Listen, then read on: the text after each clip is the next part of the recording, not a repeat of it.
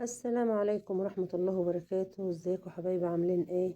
هنعمل ايه مع بعض النهاردة؟ هنعمل كباب السمك التحفة دي. طبعا انا كنت عملت العجينة بتاعتها معاكم قبل كده، هي نفس طريقة اللحمة يا ولاد، كباب اللحمة، بس نشيل اللحمة او الفراخ ونحط السمك بس كده.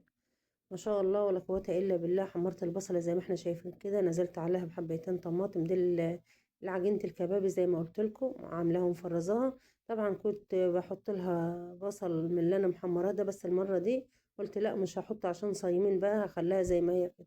وهتشوفوا الجمال، احمرت من الشوربة بتاعتها، بسم الله ما شاء الله ولا قوة إلا بالله. طبعا نزلت بالمية كده عليها، ورحت غليت خدت منها الأول للرز، عملت شوية رز صغيرين كده، ورحت نازلة بالكباب زي ما احنا شايفين كده. أخدت اللون بتاع الشوربة ما شاء الله ولا قوة إلا بالله. وكان عندي سردين طلعته، قليته، وأنا طبعا كنت مفرزاهم في التتبيلة بتاعته. بنضف أنا السمك وأشيله جاهز في التلاجة، أطلعه على طول جاهز، أو أخرجه من التلاجة أو الفريزر جاهز على طول للأكل. جاهز على طول للعمايل مش للأكل. ما شاء الله كده. نزلت زي ما بقول لكم العجينة دي يكون المفروض أضيف لها بصلة من اللي أنا حمرتها، بس أنا قلت المرة دي لا عشان صايمين. وكده خلصنا، بسم الله ما شاء الله تحفة والله. العجينة يا ولاد ملهاش حل، جربوها. حابة تعملها بسمك فيليه ماشي، حابة تجربيها بالجمبري ماشي، أي سمك ما شاء الله ما شاء الله حلوة جدا معاك.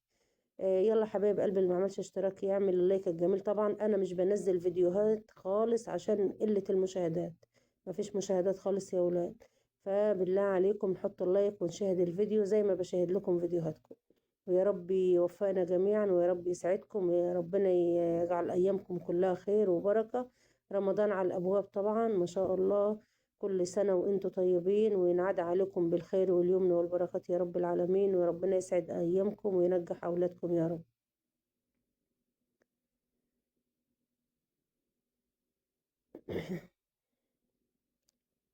المنظر طبعا بيتكلم عن نفسه، فعايزين لايك واشتراك بقى يا ولاد. اللي ما عملش اشتراك يعمل، ونشير الفيديو عشان غيرنا يستفيد.